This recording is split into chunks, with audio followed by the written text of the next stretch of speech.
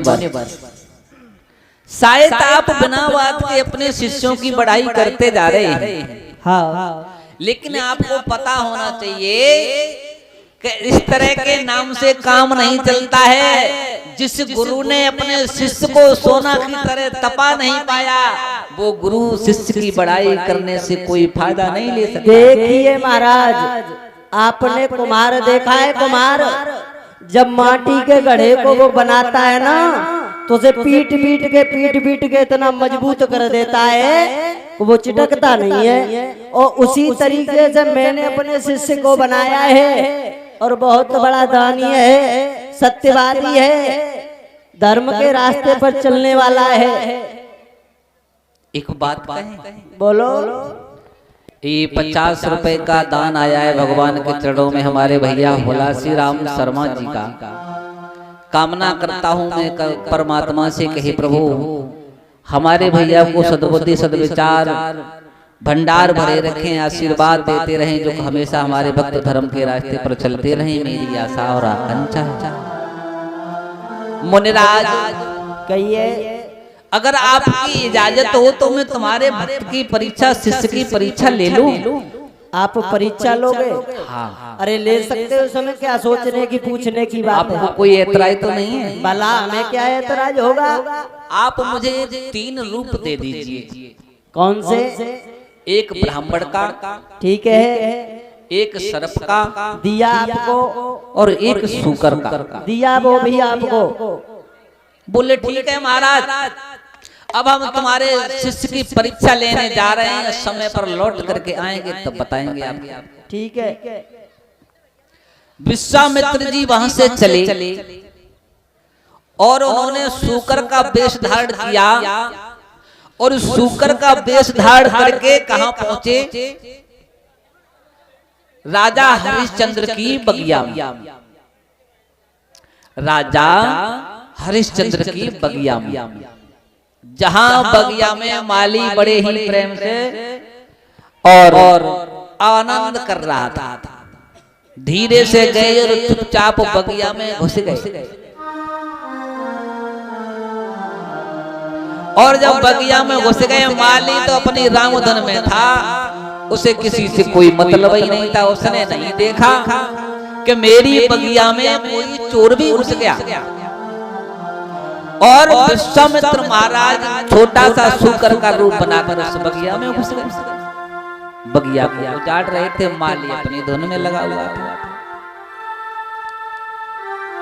थोड़ी देर के बाद जब माली को कुछ आहट सुनाई दी, और जब आहट सुनाई दी तो माली ने झांक कर देखा कि ऐसा लगता है कि बगिया में कोई घुसा है। तो हाथ में सोटा लेकर के माली बगिया में गया, देखा तो सूकर। माली ने जैसे ही सूकर को निकालना चाहा, तो विश्वामित्र भगवान सूकर के रूप में थे, उन्होंने प्रहार कर दिया माली पर।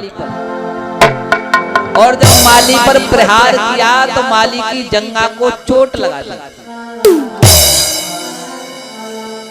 चोट लगाई, माली बेचारा गिर गया, हाथ में सोटा लेकर के भागता और राजा हरिश्चंद्र के पास दरबार में पहुंच गया। महाराज की जय हो।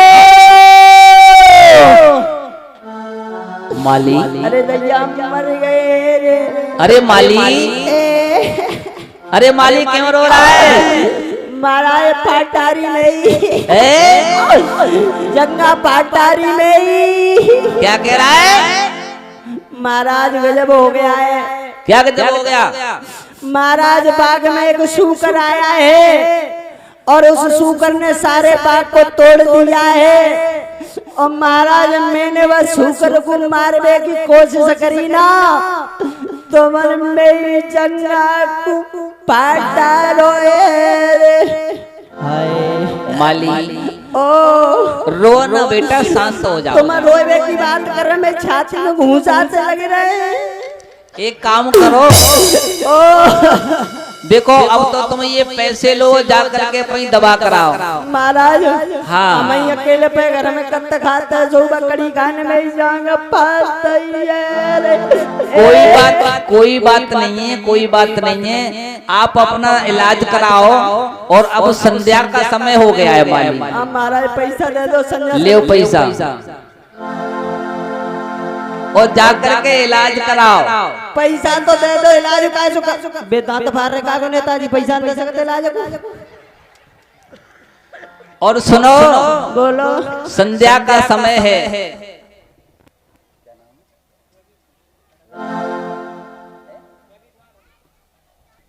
और ये 51 रुपए भिजवा रहे हैं हमारे भैया रवि कुमार जी।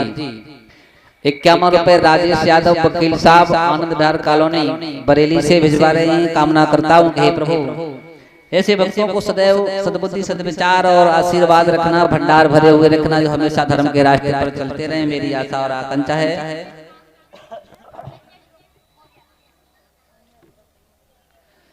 और ये 51 रुपए संजय और ध्रुव मौर्य भिजवा रहे हैं भगवान के चरणों में। मैं कामना करता हूँ प्रभु से कि प्रभु ऐसे भक्तों को सद्बुद्धि सद्विचार देते रहना, भंडार भरे रखना, जो हमेशा धर्म के रास्ते पर चलते रहें, मेरी आशा और आकांक्षा है। माली कहिए महाराज। संध्या का समय है, आप अपना इलाज कराओ। तुम संध्या सवेरे देखते रहिए तो मरबा डारी में अकेलो कत्तो कातू पे घर में आओ। तो हम कब कह रहे पैसे लो जाओ इलाज कराओ।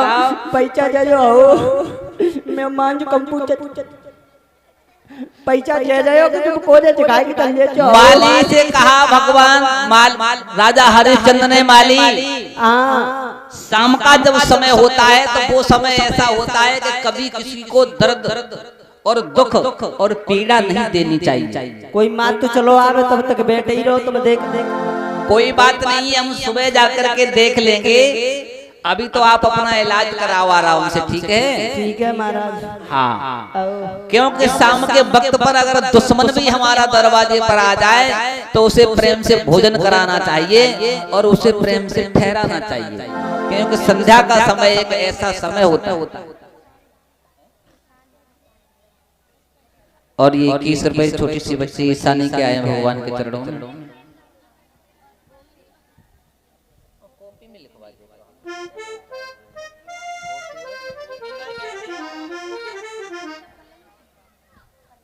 और ये 10-10 रुपए हमारी बिटियां भिजवा रही हैं, गोपी, पल्लवी और पिंकी। भगवान के चरणों में मैं कामना करता हूँ कि प्रभु ऐसे भक्तों को सदैव सद्बुद्धि सद्विचार देते रहें, भंडार भरे रखें, जो हमेशा धर्म के रास्ते पर चलते रहें, मेरी आशा और आकांक्षा है।